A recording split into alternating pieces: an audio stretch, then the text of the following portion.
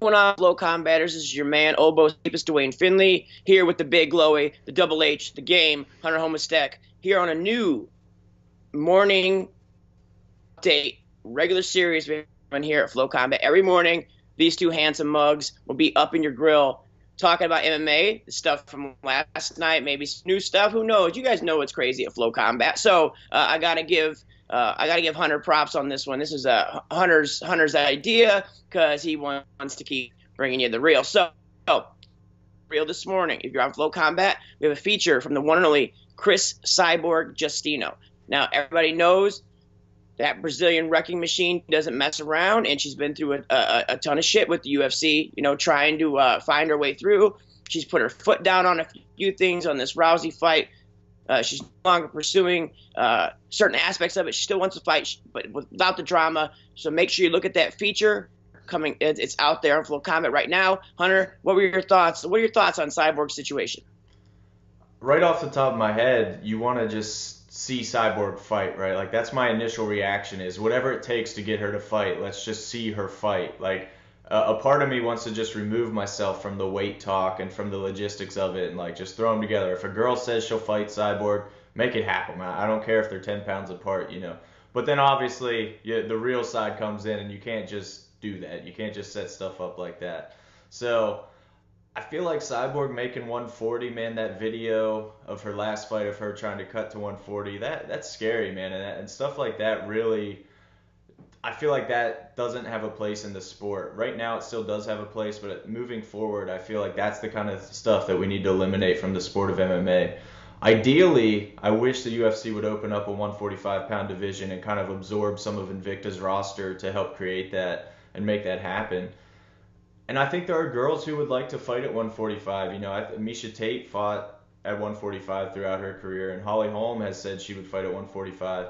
And I feel like that could happen. If you build it, they will come, as they say. And I feel like if they created that featherweight division for women, maybe it would populate faster than they thought. Don't forget, Dana White said he would never have women in the UFC at all, and then Rousey came, and now look at what women's MMA is today in the UFC. So if you build it, you never know what might happen, and especially with a superstar like Cyborg leading the way, I think that's a very realistic option. And with the shift that's happening now, and in the article I talked about the shift that occurred from 45 to 35 and how the attention went. Now, it's kind of a no woman's land, so to speak, with Holm, Tate, Nunes. Rousey's up for the title again.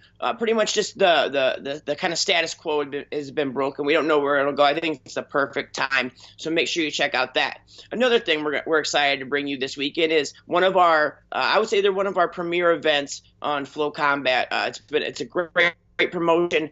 Carolina USFFC 29 will be hitting, and it is locked, packed, top to bottom with some great up-and-coming talent, some of the best you're going to find in the country. The first guy, we're going to talk about a few, Hunter, but the first guy I got to talk about is Dylan Calla.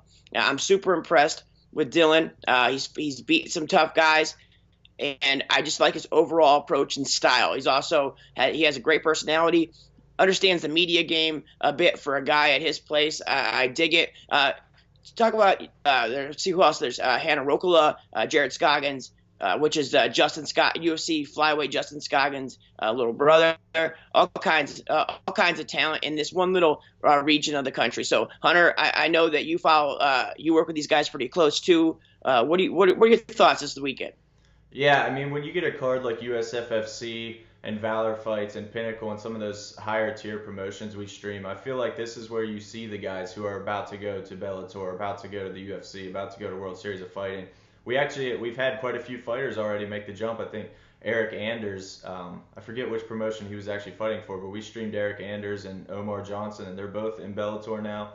So it's really exciting you see these guys, and like you said, Dylan Calla, he's a guy that you just watch him fight and you're like, this guy has the tools to make it to the next level. And one of my favorite things about our fights, man, and you know it well, is that it takes you back to that kind of UFC 1 kind of vibe, back before it all got so sophisticated and refined and just two dudes throwing down. It's got that, that hometown brawl kind of feel. But then you get the Scoggins, you get the Kala, you get the Hannah Rokala, and this card is loaded with people who are legitimate modern mixed martial artists and have a chance to really make a splash at the next level. And Hannah in particular is one that I feel like you absolutely got to watch out for her, because USFFC's lineage of that strawweight title is great. I mean, Tisha Torres held that strap at one point for them. So, I mean, look where Tisha's at now. There's no doubt that Hannah can go through that same kind of pedigree and reach that level. And she's only had one fight, and we streamed it, but she absolutely wrecked her opponent and looked fantastic doing it. So if she does that again, she's definitely going to be on the radars of the big national players. And you know what else is on the radar? The upcoming first ever inaugural FloCombat Fan Fest meetup in New York City. That's right. Because of you on Twitter asking, all the response has been amazing. So we pulled it off. We pulled it together. The Double H head up that took care of that situation. We're doing our first ever meetup with you guys. We want you guys to come out. We want you guys to have a beer, sit, talk. The whole crew's going to be there. Myself, the big glowy Front Row Brian, currently known as Front Row Business, Jeremy Botter, Tony Reed, James Lynch, and the man himself from on the other side of the pond, Skinny Jim Edwards, Skinny Jim, bringing that gangster swag over to the state. So yeah, we're going to meet up Friday after the weigh-ins in Manhattan. It's like a block up from Madison Square Garden. Hunter, share some details here on why you felt that this was not only important but necessary. Right, and when we started FloCombat, man, obviously we didn't start FloCombat, but when we got hired on by FloCombat when it was starting in late April, it instantly, like, I don't know if you felt the same, but it instantly just felt a little different than the other places we'd worked. You know, we both worked at Bleacher Report. I worked at MMA Fighting, and you've worked for MMA Junkie a little bit and Heavy. And FloCombat just had a different feel. You know, even talking to your bosses here, they want you to be creative and they want you to push for different ideas. And they kind of say, you know, I have a journalism degree, so I've always kind of been a by the books kind of guy. That's kind of how I've been trained to be.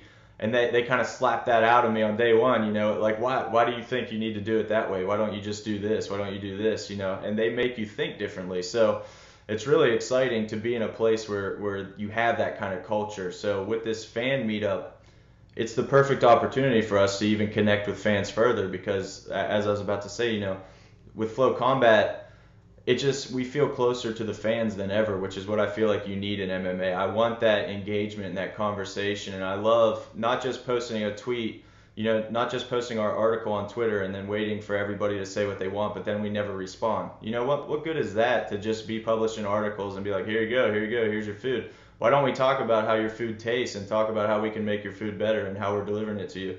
So that's just really important to me from the branding aspect of FloCombat. I want to be that kind of MMA for the people, so to speak, and I feel like that's where we're going for sure.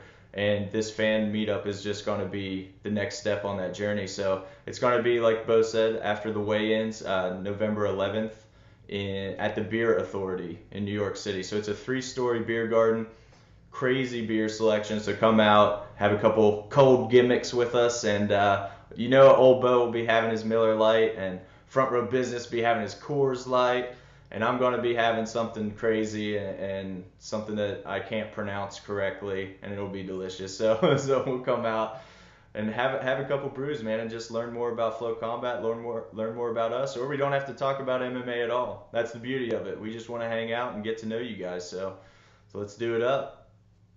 And in addition to this handsome cast that we bring together, FloCombat, we will have a few special fighter friends swing through, and you'll be able to yuck it up with them. Some of the FloCombat fam will be in there. So that's what we want. We want you to come out. We want you to hang with us. But what we want you to do now is every morning, right here at FloCombat, the morning update, brand new thing. Come rock with the Double H and I, Big Menu, as I call him.